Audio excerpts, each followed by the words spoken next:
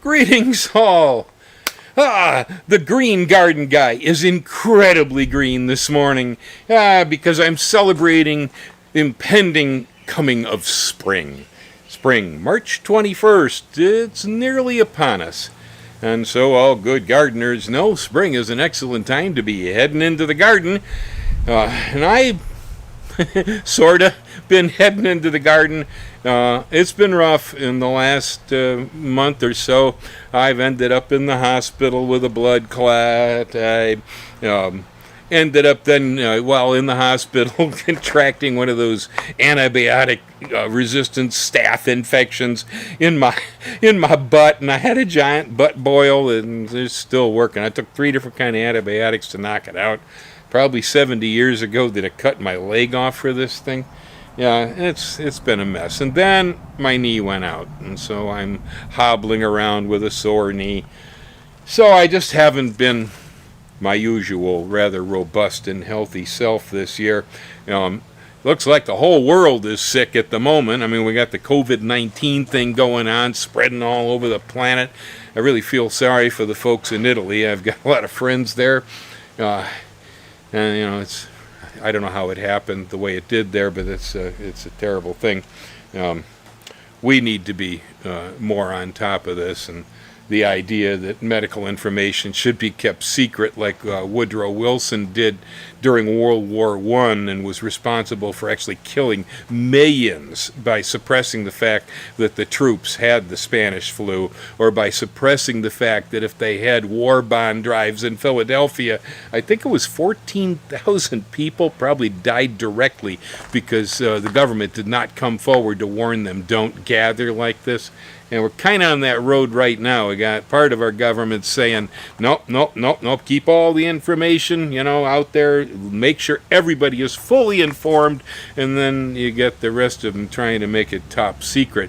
That's a really bad thing. Apparently the people in the government who are trying to do that have never read their history. They mustn't know anything about the Spanish flu epidemic during World War I. They'd realize that it was our government's secrecy that made that so terrible, internationally even, was our fault. Anyway, it seems like everything is sick out there at the moment. My son in Wisconsin is sick. I don't know what he's got, but it's respiratory. They have cases there. He could actually have contracted the thing. I haven't talked to him today. I don't know. I'll tell you, if I see a pig out on the side of the highway throwing up, I've had it. Oh, man. Anyway, so I haven't been well myself, but fortunately it hasn't been with COVID-19. I'm just being sympathetic to all the other sick people out there by coming down with everything else in the meantime. So I've been kind of short on videos, and I haven't done much lately. But it's time. I'm feeling a bit better, and it is definitely the coming of spring, and y'all really ought to have your vegetable plants going by now. Today is just hey, look, we're still here, and hey, we're still gardening. Right here on the table, you'll see I've got 2 different kinds of pepper plants there in one flat. There's the ají dulce, one of my favorites, and the Hawaiian cocktail. Next to it over here, we got cabbages, broccoli, and kale going. There's a little bit of lettuce left there. I planted a bunch the other day and sold a bunch more to the neighbors. Here under this flat, I've got, looks like zinnias coming up over there, cosmos. Definitely sweet onions should be in right now if you're trying to grow onion plants. This covered flat here has got cosmos, sunflowers, pole beans, and tomatoes in it. And so, we're with the program. This is Hawaii. It's tropical, but, up here at 1,600 feet, it gets a little cool for tomatoes in the winter. The plants don't die due to frost, but they get diseases, they quit producing, and so on. So we actually do have seasons, and right now I've got snap peas, I got cabbage, all these cool weather crops are what's going on out there in my garden. You'll see I have flats over the tops of my stuff. It's them stupid cardinals. They're trying to dig everything up. You put a seed in a flat and they go in after it and they yank it out. I shot one the other day. Got another one on a glue board, but they're still coming. And so I have to protect my stuff or they'll destroy it all. But talking about the birds. Over here under the dragon fruit, and also under the blueberries. The green garden guy has been totally ungreen, non-chlorophyll. I've been growing mushrooms.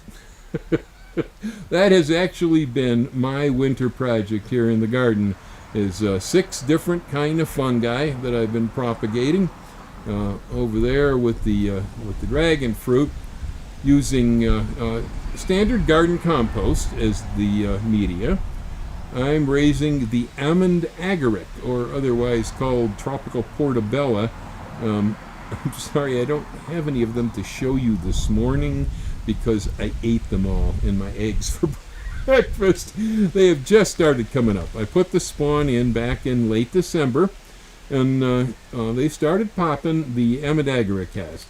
Up above over there I have the wine cap, which I've done in the past. It hasn't started to do too much yet.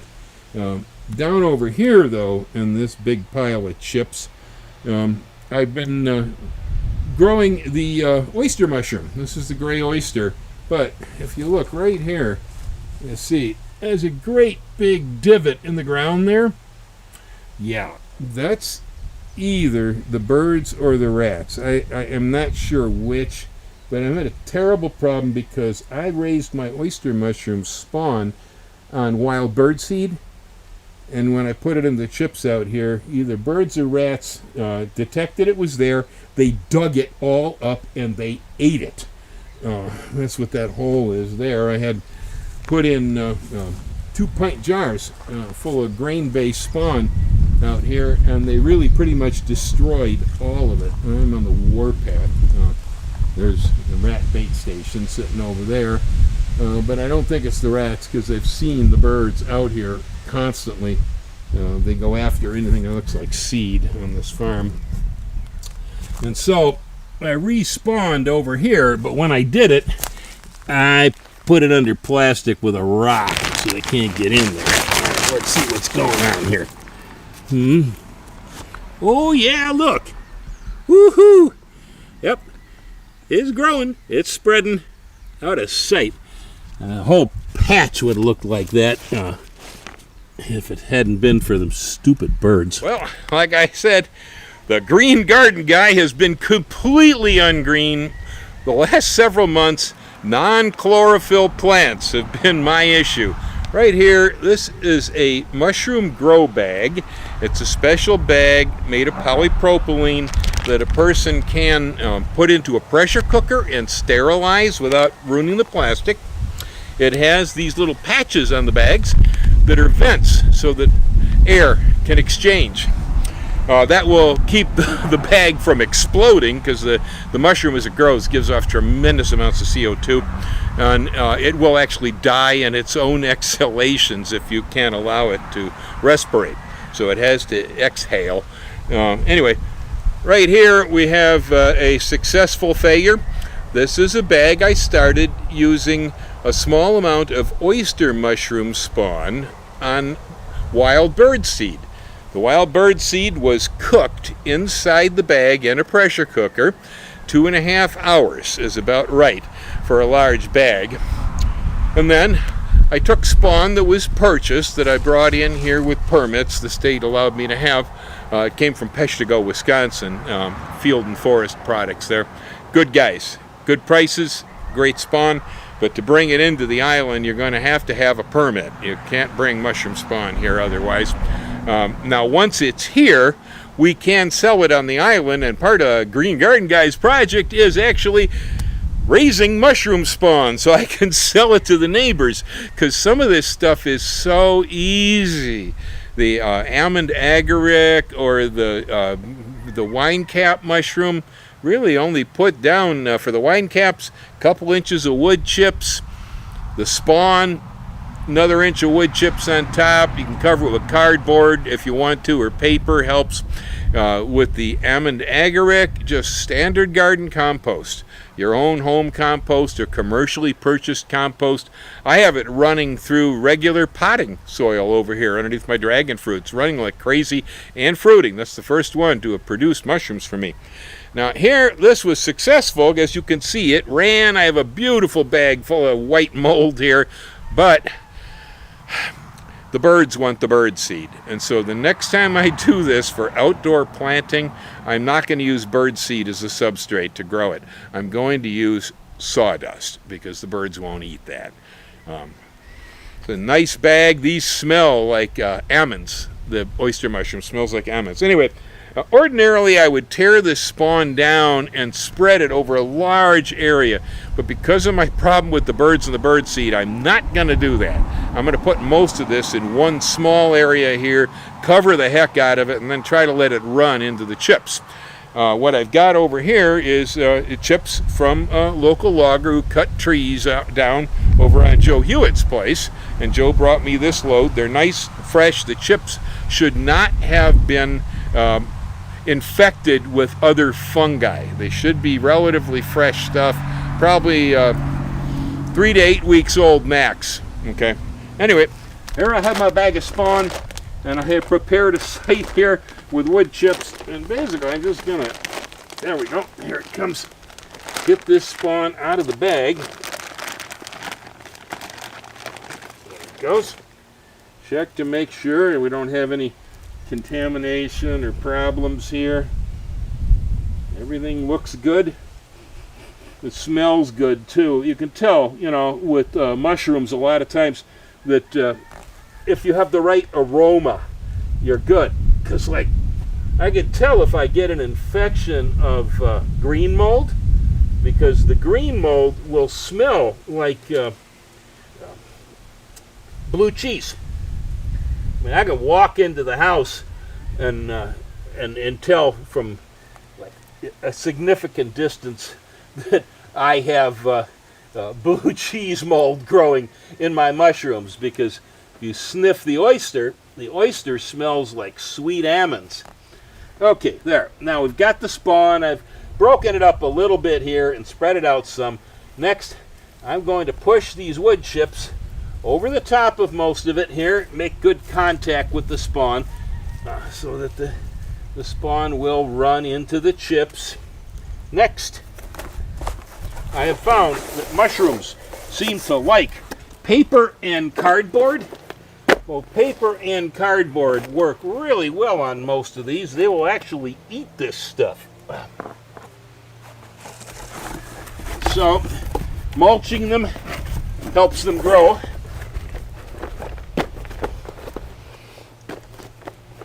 They even appear to spawn really well onto cardboard.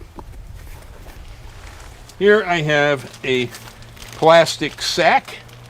It's going to go over the top of all of this. And I have some weight right there to hold it down. And I've noticed something else too. I've been trying to decide whether it was the birds or the rats that were eating my bird seed spawn. And I have concluded it is the birds. They're digging it out because I put out rat bait stations. Nothing's touched it. I've been baiting for rats now for a couple of months, and I've got things cleaned up pretty well around here. It's the birds. See, as I've been saying, it's been non-green, non-chlorophyll lately. Growing mushrooms or interest in mushrooms has been exploding across the United States. We realize that, like, say, the lion's mane, which I'm cultivating, will actually regrow the myelin, the sheath that bundles your nerves. Discovered so many things about mushrooms. Paul Stamets, for instance, very responsible for this research he's done, both in the Pacific Northwest and then also over in France, where here our government will not allow us to experiment with the psilocybe. They think it's a dangerous mushroom. Yet Paul has been able to experiment with that in France, and they've realized that the psilocybe will regrow the tips of your nerves. It will regrow synapses and so on. So there's a tremendous amount of information coming forward. Plus, I think Americans are just starting to like eating mushrooms more. Plus, when I was younger, we really only knew how to cultivate a small handful of mushrooms, mostly the ones that grew on manure, horse crap, like, you know, the Agaricus bispore, meadow mushroom. that has changed. They can grow morels now. They can grow lion's mane. They grow oyster mushrooms. A guy here on the island who's been commercially cultivating oyster mushrooms, he's using the Japanese bottle method with ground corn cobs and eucalyptus sawdust that the oysters will grow on for him. This product at the local supermarket is selling a 3.5 ounce container for $5.99. Quite a bit of profit in people who want to raise mushrooms here. Now, my interest in it is mostly raising them for my table, just as a garden crop, and I am considering the commercial production of spawn, though, for other people. Some of these mushrooms are so easy to grow. The almond agaric compost, put the spawn down, it's run like mad. It is eating newspaper, it's eating cardboard. It's going to be one of them Godzilla fungi, I'm afraid. Unstoppable. Here I've got a pile of logs that I've inoculated with Shiitake spawn. This was done with dolls. I did one of those with a little coffee stump. Yeah, these were impregnated dolls. They were holes drilled in here. They were driven in. I'm experimenting with what wood to use. This is a variety of different woods. I don't know which one of them the Shiitake will actually like growing on, so I've given it its choice of possible woods. We'll see. I also understand that you can grow it on sugarcane waste and coffee waste. So, and since this is a really random video with everything from spring vegetables to mushrooms and now jabuticabas. The jabuticabas are ripening here. The birds are starting to nail them too. I'm going to have to get out here and start taking everything that's purple down from the trees. It's a light fruiting, but there's some over there too. Just love this fruit. Really good fruit. I got to get them out of here before the birds kill them all. Yeah, so if it ain't pigs, then it's rats, or it's birds, or it's one thing or another. There's always something out there. Hungry Planet Blues, you know? Everything wants to eat, and they want to eat my stuff. So, one more problem to have to deal with. But aloha. I hope you enjoy this little video. I'll be making more of them again soon. Now I'm feeling somewhat better, all right? Aloha, y'all have a good time, and thanks for watching this channel.